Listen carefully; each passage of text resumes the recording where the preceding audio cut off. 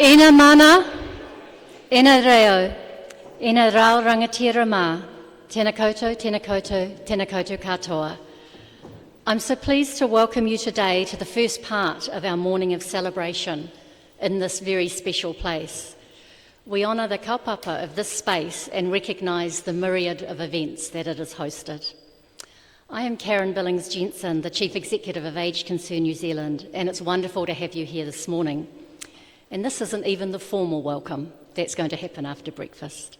So at 8:30 we'll have the formal welcome from our National President and we'll then move into the brand launch. But for now I want to welcome you to this space and open our time to share breakfast and conversations together, though I actually interrupted some very good conversations that I think were already happening. Just before we move to breakfast, I just want to advise you of some housekeeping. There are some bathrooms located out the door, turn left and turn right through some double doors. And if an emergency occurs, if it's a fire, if the alarms sound, please make your way to the nearest exit and also follow the instructions, I want to say of your crew, but follow the instructions of those around here who will guide us to safety. If it's an earthquake, again, usual rules apply, drop, cover, hold and wait for further instructions. So masks need to be worn within the parliamentary complex but not within this room unless you choose to do so. So again, we expect that you follow usual mask etiquette and respect the choices of those around you. So we're going to move to the buffet breakfast now, and there is coffee at that end and breakfast at that end. So we might just move table by table, so there's not a rush, but there are two separate buffet tables there. So let's join together to have some breakfast, and as we do, we are thankful for the food, for the sustenance it provides us. And we're thankful for the conversations that we can share over a meal and the sustenance that that too provides us, the opportunities to get to know each other. So please, let's enjoy breakfast, and then at 8:30, please make sure that you're seated, ready to kick things off properly. Thank you.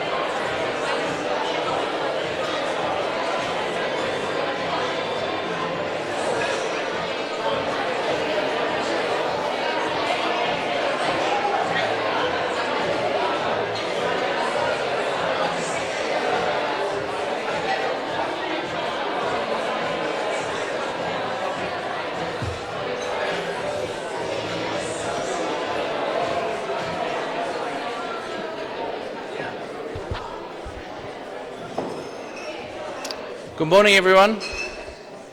Hope you enjoyed your breakfast. It's a good way to kick the day off in this lovely building. Now, kia ora and good morning.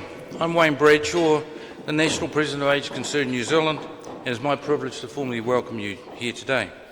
This is a proud day for all of our aged concern whānau across New Zealand, and I wish to commend them for the great work that they do, and thank you all for joining us this morning for this legacy event.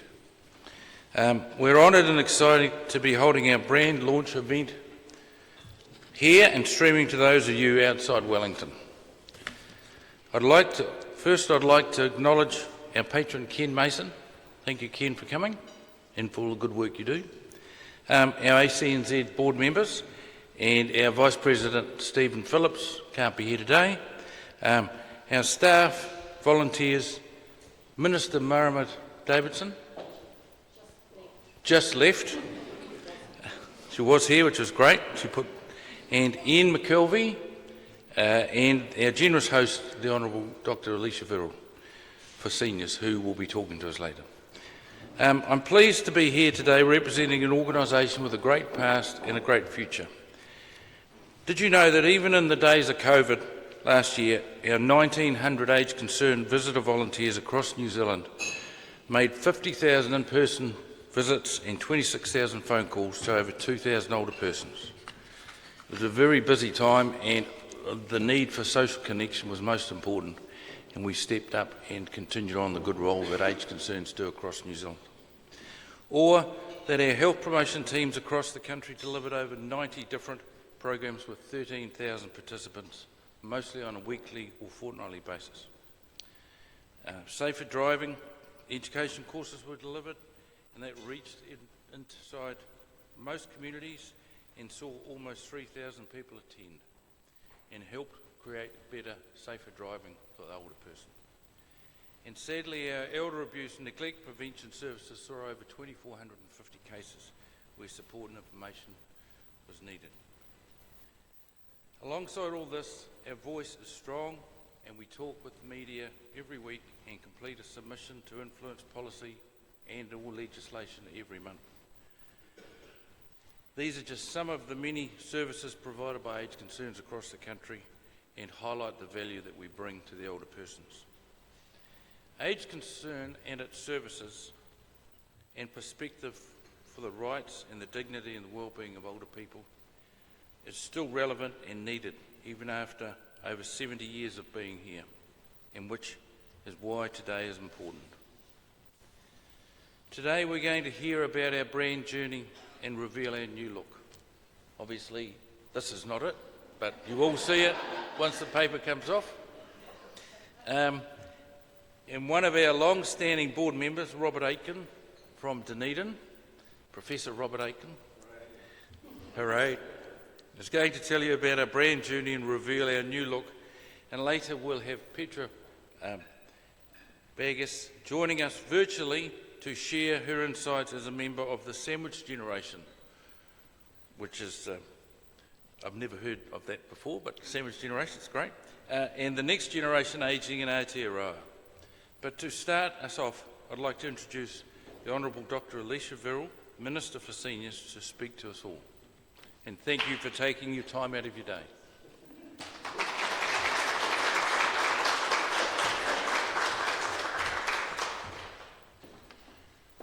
Tēnā koutou katoa, and thank you, Wayne, for introducing me. I'd just like to acknowledge my colleague, Ian McKelvey, MP in the room, and recently departed Marama Davidson as well, Minister Davidson. So I'm delighted to be here for such a significant milestone for Aged Concern. And in addition to Wayne, I want to acknowledge Karen Billings-Jensen and all the Aged Concern board and staff members here today, and also Stephanie Yu for all the work we did together when you were the CE. It's wonderful to see so many people from the sector here today, and I acknowledge many others are joining online from around the country. Aged Concern has a long and rich history of supporting older people in New Zealand, one that goes back to 1948. Today is a chance to celebrate that history and to look to the next evolution of age concern with your new branding as we continue to evolve and address needs and issues of an increasingly diverse and growing population group. So congratulations to all who were involved in this work. The values you hold for supporting older people aligns closely with the government's work to protect seniors from some of the pressures they are currently facing, like COVID and the rising cost of living, as well as addressing some of the long-term challenges faced by older New Zealanders. So I ran for Parliament at the last election because I wanted to support and strengthen New Zealand's pandemic response, and I was thrilled when the Prime Minister asked me to continue that work as a Cabinet Minister, but I was especially happy when she asked me to be Minister for Seniors, not just because I thought it was a really important group to be connected with during the pandemic, but also because I saw the chance to work on issues that I've seen impact the older people in my family. I think about my granddad's struggle with dementia or my mother's experience accessing care living 3 hours away from her hospital. Seniors and kaumātua play important roles in our whānau and community, and we're dedicated to helping them lead fulfilling lives. We've introduced the winter energy payment to help seniors weather the colder months. We've resumed contributions to the New Zealand Super Fund, and we're keeping the age of super eligibility at 65. We've upgraded the Super Gold Card, and we've ensured that eligible retirement village residents are eligible for a rates rebate. And our major health reforms will ensure many older Kiwis get the care they need, where and when they need it. A few weeks ago, we marked World Elder Abuse Awareness Day on June 15, and I'm very proud the government is investing $6.3 million over 3 years in developing new approaches to prevent elder abuse as part of the $37 million family violence prevention package that Minister Davidson leads. This will include trialling innovative approaches to prevent elder abuse and developing and testing digital and media prevention solutions. Given Age Concern's long history of advocacy on the issue of elder abuse, I'm sure this investment will be welcomed.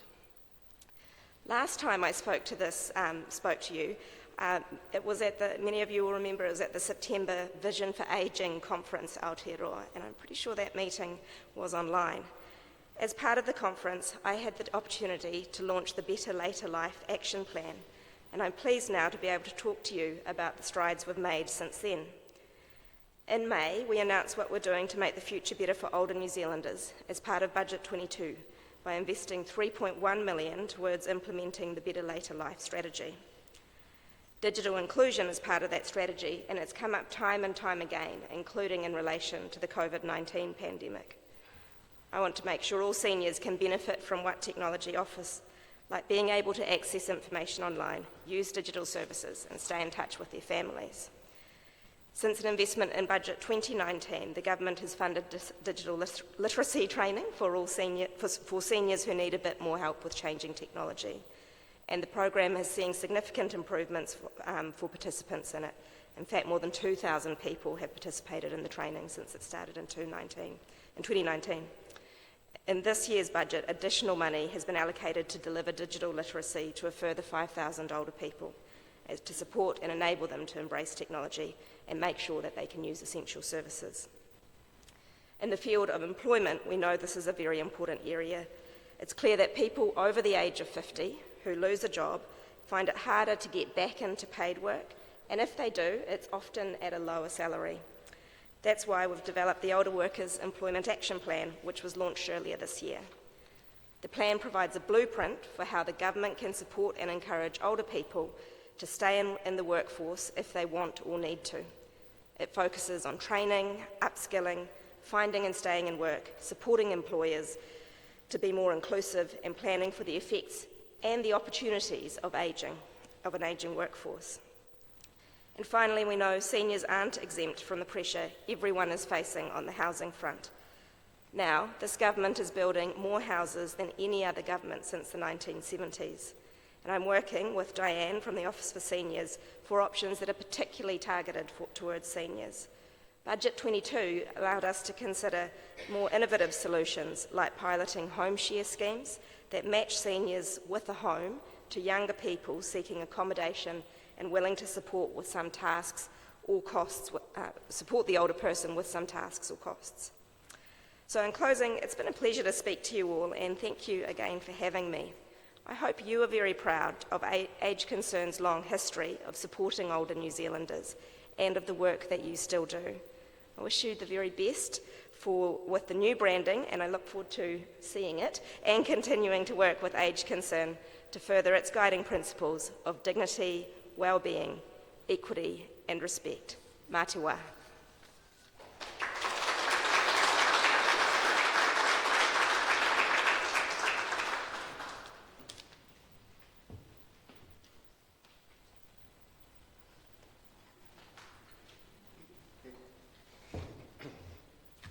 Well, thank you very much, Minister Verrill, and all for the other politicians who have been here and helpful to us. And I think it's kind of interesting that there does seem to be a kind of change of spirit.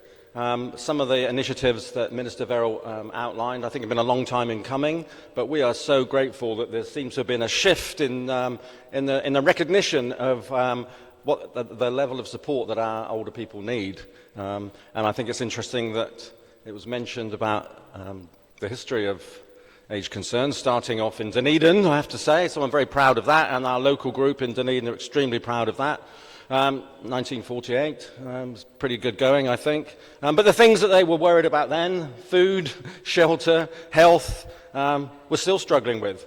And I think somebody once famously said, you can judge the quality of a society by how well it treats its most vulnerable people. Well, we're kind of getting there, I guess. We're on our way.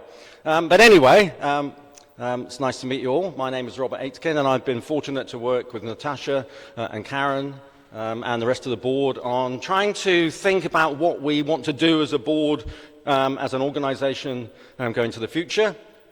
And one of the first things we have to do is, well, what are we doing at the moment? And what we're doing at the moment is reflected in how we look. And how we look is determined by the brand we've got. And so we thought, well, what we need to do is we need to think about the brand. So that was the kind of starting point for the presentation today, which I will now commence, I believe. Okay. So we were doing pretty well. We've been doing very well, extremely well as an organisation. Despite the lack of funding, we're still managing to punch above our weight, which seems to be pretty typical of New Zealand generally. And I think up and down the country we have 35 organisations who in their own way, with their particular kind of local cultures and local needs, are doing extremely well in providing as much service as we possibly can. However, we think that it's time, it's not just us thinking this, we've over the last period of time, maybe the last 5-6 years, pretty much every time at an AGM, we've had the question of, well, Age Concern seems a bit old-fashioned. It seems just about people who are needy at the bottom of the pile. And of course, they're always the people who get most of our attention. But isn't it time to kind of rethink what we do as an organisation? And so we've, as a board and as an organisation, we've done a lot of internal thinking. And I think quite often when you think about a brand, you just think about that bit at the front, the bit you see, the bit behind the wrapping here. But actually the most important bit of branding or rethinking your branding isn't what you come up with in terms of a symbol or a logo or an image or a picture. What's the most important thing about it is what it makes you think of internally to get to that point. So we have had to kind of go right back to where we started and what we've done and what we want to do and where we're going in the future with a changing spirit, a changing organisation or expectations, a changing population, more diverse population. How inclusive are we as an organisation? How fit for purpose are we going to the future, which is quite different from what we've all been kind of used to? And so as a board and as an organisation, we've had to really think, well, what is it we stand for? And I think that's what we're so pleased about with the brand image and the new brand positioning that we've come up with. So it's not just what we look like on the outside, it's what we believe in on the inside. And I think increasingly the brands that have some kind of DNA, some kind of purpose, some kind of values-based are the ones which we tend to kind of support a bit more and the ones which I think are a bit more long-lasting. So we've had to do an awful lot of work on the inside to come up with a belief in reinforcing what it is we stand for.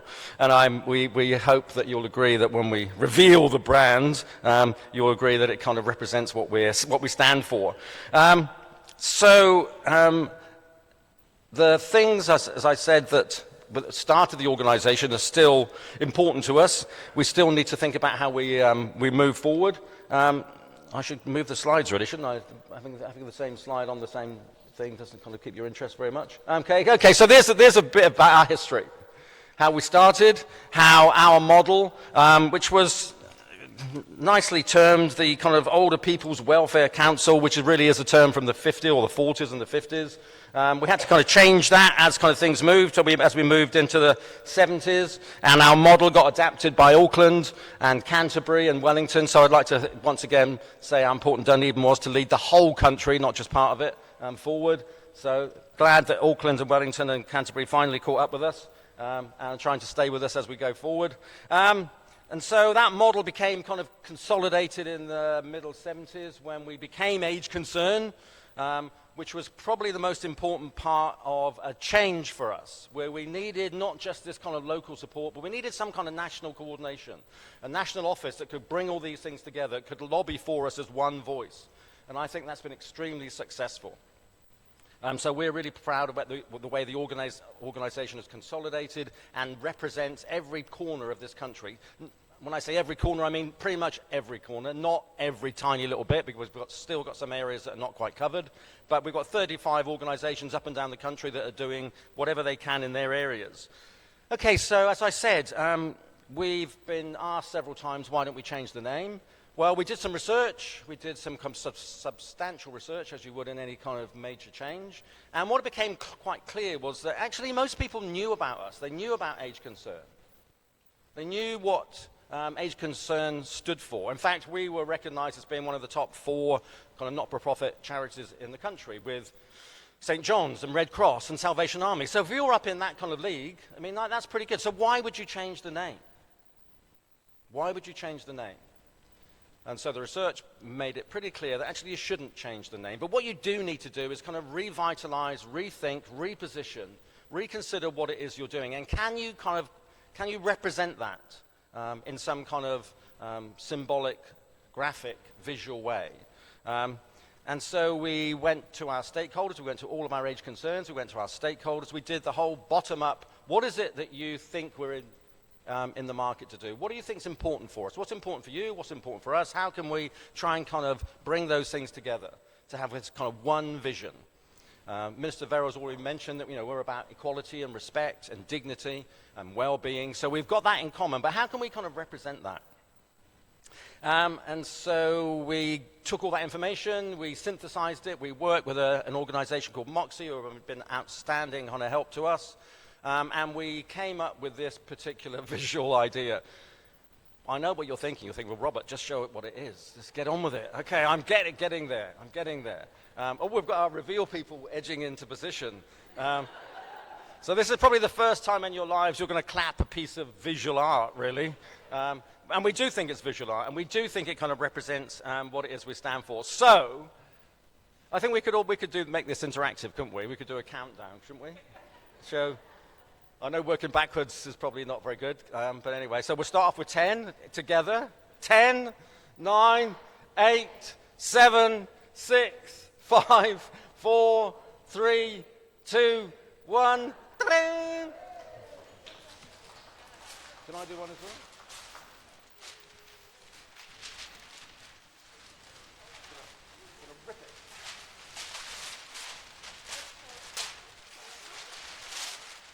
Oh, look at that.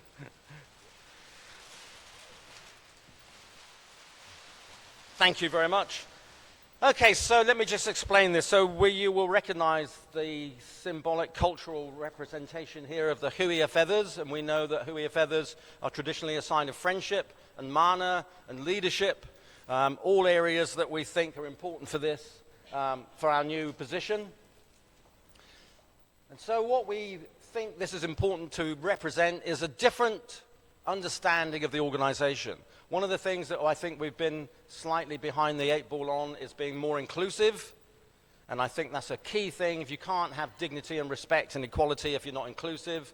And so we wanted to have some physical sign that tells us that our promise is to be inclusive. That this is one of the missions that we've got. We like the idea that it's a circular shape because it's the circle of life as well. It's that we're all involved. Even though we're at the kind of far end of the life continuum, it's a continuous cycle. So we are really pleased that we want to keep this idea of the circle of life going. And we think that this should represent, we mentioned the past, we've mentioned the present, but also we've got to think about the future. So this is that internal kind of way forward for us. So we are hoping that everybody, when they see this, gets the same sense that we are moving forward as well. We are moving forward with everyone. We are trying to be as inclusive and diverse and to recognize that aging is not a problem. It's actually something to be welcomed and encouraged and supported. And that's our fundamental reason for being. And the last thing is, I've already had 3 discussions this morning with people who are not usually working with us, but who have promised to work with us. So I think the investment in the number of croissants was well spent. So thank you very much. That's my bit.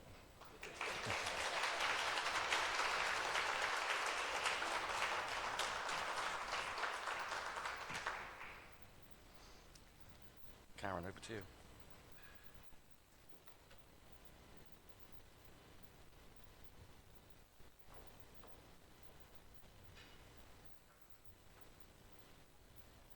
Wow. Thank you, Robert, for sharing our bold new brand. And I hope that those of you who are watching online could also sense the excitement. Maybe you joined in the countdown as well, of seeing our brand and hearing our story. For those of you who haven't met me yet, at the earlier introduction, I'm Karen Billings-Jensen, the Chief Executive of Aged Concern New Zealand.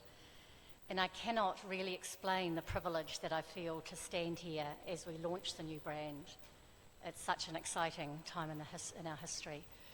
And as Robert said, this has been the work of a number of years, and I do feel a little bit like the outside winger who gets the try to put the ball down right at the end without doing much of the work upfield. I've only been in my role since March. So it's definitely an honour after much anticipation to have today arrive and to know what a significant piece of work it is for our aged concern whānau all around the country. So I do want to acknowledge some of those over the last few years who've got us here. I want to acknowledge our national board members who led from the front with this project for their support and guidance. I want to acknowledge our local aged concern members who were involved in the branding focus groups, the testing, the feedback conversations. I want to acknowledge our former Chief Executive, Stephanie Clare, who's here today, for her leadership of this project over many years. And I also particularly want to acknowledge Natasha Muir, our Manager of Communication, Marketing and Fundraising, who has worked tirelessly, very long hours, to get us to today.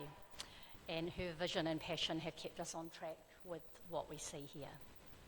So today is absolutely the culmination of the work by so many, and that this work will just continue as we roll out the new look over coming weeks and months, because this is the end of one chapter of creating the brand, but as Robert said, it's the beginning of a whole new story. I especially want to thank the team at Moxie who committed their hearts and expertise to the project and created such a vibrant brand.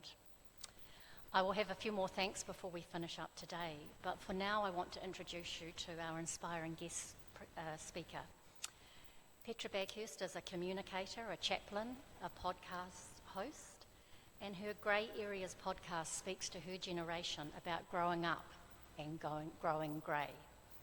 So I'm very excited to hear her reflections this morning on what ageing might look like in the future. So Petra is joining us virtually. So welcome, Petra. Kia ora. E ngā mana, e ngā reo, e ngā waka, tēnā koutou. So for everybody in the room, for everybody joining us online, for the voice in your vital essence, welcome. Nau mai, nau ake ki tēnei ata, tino miharo e noho tahi ai tātou. So here we are as one for this moment in time for the launch of the new brand of Age Concern New Zealand. Kia puare te hine ngaro, te manawa me ngā taringa ki ngā kupu a o tato hoa. And it's our hope, I guess, today, as I've been joining you virtually, that the words that are spoken by friends and workers and volunteers and the people of Age Concern, as they're heard, that they go into our heads and our hearts and our ears. Kamutu kia puhake ngā kete e tonu i tana i tine ata. That we would leave that room there in Wellington where you've had croissants, I had porridge, who knows what else has been consumed around the country, but that we would leave this time together more full up. Our kete would be full of, I guess, the hopes and aspirations of Age Concern New Zealand. Kamutu, tēnei tanga, tēnā koutou, tēnā tātou katoa. So thank you for having me today as a speaker. I have loved learning about Age Concern. I knew a little, but like a good pseudo-journalist, I did a little digging. And what I found out was your origin story, the story about Sister Tingley, who was a district nursing services nurse in Dunedin in the winter of 1948, digging around with Bud Glasson, a local journalist. And together, Sister Tingley and Bud Glasson covered what was going on. They covered the hardship. They covered the needs of the people, the older citizens of Dunedin. And Dunedin listened. So Dunedin listened and got together, and the story kind of continues from there. You know that they founded that first chapter of what has now become Age Concern. What I noticed is that Bud and Sister Tingley were willing to pay attention to what was going on. They were willing to talk about what was going on. When they talked about it, a fire was lit in the hearts and minds of the citizens of Dunedin, and then they took action. And I guess what I was thinking about when I was thinking about this morning in this relaunch is how important it is for us to pay attention, and that the power of our words, the power of our posture as a people, as a cohort, as a generation, each generation, that impacts the world that we live in. We create it through our words and we create it through our actions. So I love seeing the branding. I love the sense of the circle of life, the fact that when you are older, your life is not over. I love the different colours that Age Concern is going to look after, the blue people, the purple people and the green people. Everyone will be looked after. I love the fact that the huia feather was so symbolic. It was a token of honour, respect and friendship.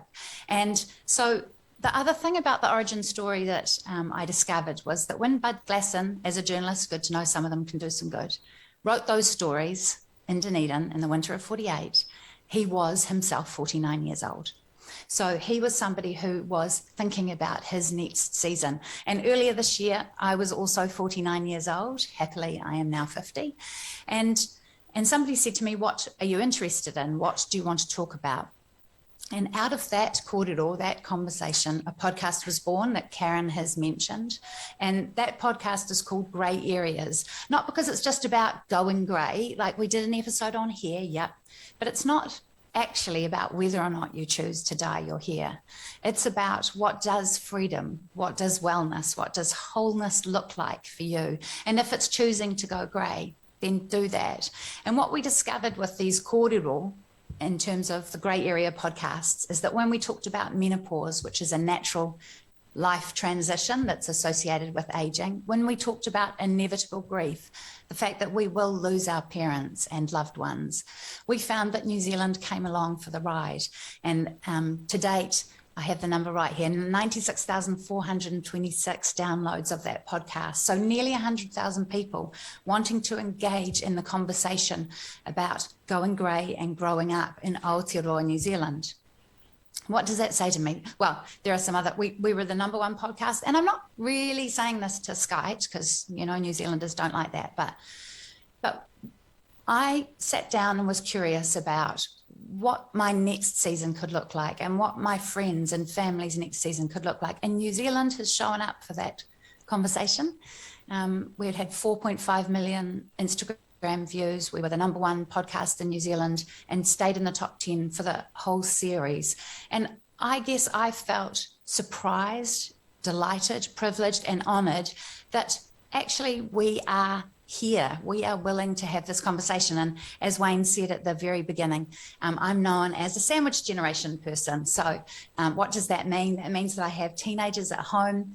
I'm working, I have quite fulfilling work at the moment, and I also am caring for and supporting my aging parents. And so we're sandwiched right between those two very vibrant activities. And we are even now thinking about what do we do for our retirement. So to give you a bit of insight into my life, I've got a 15, 17 and 19-year-old. Only one is at uni, so the other two are still home.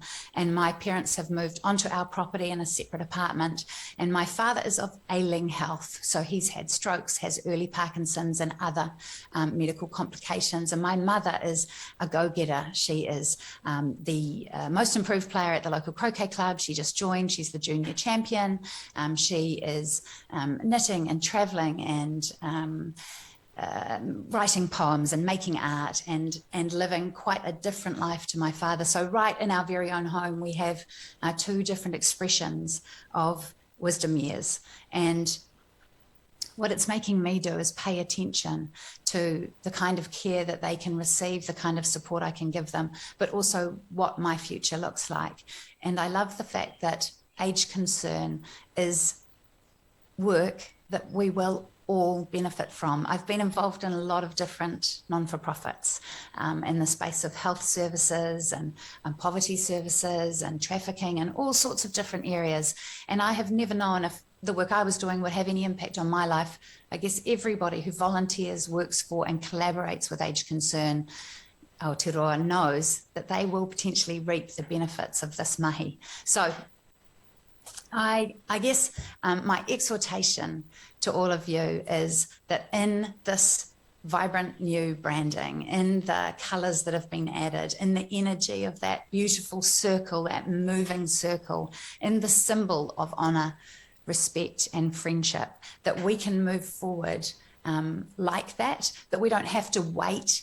I guess one of my challenges to myself and perhaps even to us as a society is not to wait for things to get better, not to pretend that bad things aren't happening, not to, I guess, just hope that things don't get worse, but to actively start to embrace this next season. And I think that our generation, my generation, and when I looked at the audience numbers of grey areas, it was 30s, 40s, 50s, 60-year-olds. So there's this whole cohort of people. Majority is 40, 50 and 60-year-olds. But we are saying, okay, what do we want our next season to look like? And really making that decision in your soul, what you want for yourself will impact on what you want for others. So I think that there's room in our society at the moment for us to have and practice radical self-acceptance and radical self-compassion. Because if I can have compassion on myself as an aging woman, if I can say, yes, I'm 50. Yes, my hair's this colour now. Yes, my skin isn't the same. Yes, my energy levels aren't the same. But I still have hope. I still have purpose. I still have a desire to contribute and a purpose, and I still have value. And I think that rather than being self-obsessed or narcissistic or isolating, that recognition of value in ourselves gives us the permission to recognise the value in everybody else. And I just want to honour our mature kaumatua. I want to honour our elders, our kaitiaki of New Zealand, who have worked to create the society that we're now benefiting from. And when I am out and about on the streets, when I am driving around and I see a mature person driving their car at the speed limit with their face looking not full of rage and stress, what I see is somebody who's cracked something. It's not that our mature people have forgotten how to drive. It's not that they can't push the pedal down hard enough to go faster. It's they've figured out that rushing around is for a different season, that all that relentless kind of activity and action and hustle and bustle and stress can be let go of. So I guess my wero, again, my challenge to myself and to you is for us to really honour the different seasons of our lives, that when we were children we had this energy, and in our middle years we have a different kind of energy and activity, and as we go into our wisdom years we have a new energy and purpose and drive, and it doesn't look the same. And I guess that's where the sense of New Zealand being more inclusive, recognising that in the branding of Age Concern, recognising that in the words of Robert Aitken when he said the society that we're moving into is more inclusive and needs to be more inclusive. That's true. So we can include in our own heads, hearts and bodies the sense that the wisdom years don't have to look the same as the middle years, that we can honour a calmer pace of life, we can honour a wisdom. And I do really tōtoko to our Māori, the Māori worldview that sees its elders as kaumatua. And I know that Age Concern has he mana ki tanga kaumatua Aotearoa as its real translation. And that is a powerful translation. It's the hospitality, the holding, the honouring, the respecting of our elders. And I learnt te reo Māori for a couple of years, and we had a kuia in our class. And friends, I don't know if we had, when we were assessed, so different from our Western assessments, there was achieved or in AF, not NAY. It stood for not achieved yet. And I loved that. You've achieved it or you haven't achieved it yet, but there's still hope. And this kuia, she really struggled with her reo. She hadn't had it as a young woman. And yet there was honour, there was respect, and there was hospitality for her in that karahe, in that class. And I know that in our hearts, certainly in my heart, that there is room to honour, respect, and have hospitality for the next generation. And I know that when I practice that kind of radical hospitality, when I am focused on the dignity and the well-being, on the equity and on the respect of my elders, then when I become an elder, that in fact I've paved the way for myself, that in fact New Zealand is a great place to live, and that together, which is what Age Concern is all about. It's all about collaboration. It's all about connection. It's all about working together. And that's why I guess the volunteers are so powerful in this organisation. But New Zealand is a great place to live, and together we can absolutely make it a country that's a great place to age. And I feel, rather than daunted or downtrodden about that, I feel excited. And I don't want to pretend that there aren't challenges, that there aren't difficulty, that there isn't abuse. And so along with the paying attention piece, I guess I would, of course, add trust, that we have to trust our gut, which was Age Concern's message to New Zealand. If you think an old person is being, or an elder person is being abused, trust your gut. And that we need to trust our gut, that we see, I guess, the beauty and the value and the worth of our elders, and that we really honour and respect that in a way that's life-giving for them and is also life-giving for us. To me, what Age Concern is doing and the rebranding and relaunch today is just an exhortation of the fact that this has great value, and there is great value in all members of New Zealand society. So thank you very much. Ngā mihi nui, kia koutou. Thank you for having me, and I hope the croissants were delicious. Back to you, Karen. I believe Karen's going to take the podium.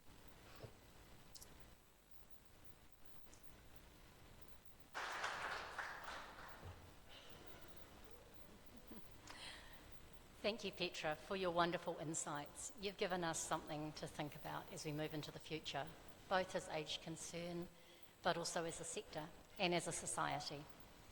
So our event is coming to an end, but once again, I want to thank you all for attending in person or virtually. It's been so exciting to share our news and our new brand. So thank you, Minister Verrill, for your support and generously hosting our launch here at Parliament. Thank you to everyone we work alongside in our journey to ensure the rights, dignity and well-being of older people are paramount. Thank you to our key partners and stakeholders who support Age Concern nationally, as well as all the Age Concern members and communities. Again, I want to thank the Age Concern Board for their leadership, the National Office team for planning and pulling this together, the AV teams for their technical support, Moxie Design for their creative spark, and Alan from Valley Print, who's also turned somersaults to get some new material ready for today. For those in the room, you're going to receive a copy of the Age Concern story as a takeaway, and please make sure you head to our website, sign up to our newsletters, follow us on our social platforms to keep up with the work we do supporting older Kiwis to live great lives. So this concludes our morning formalities, but please keep talking. There's still a little bit of food there. Take the time to admire our new brand. Mike Clare, our photographer, will be taking some more photos. So please head over to where we'll be taking photos beside our banners. And that will help us record this legacy event for us. So as we go from here today, we also acknowledge that while it's a significant day for Age Concern New Zealand, it's also the launch of Health New Zealand and the Ministry for Disabled People. So it's a big day.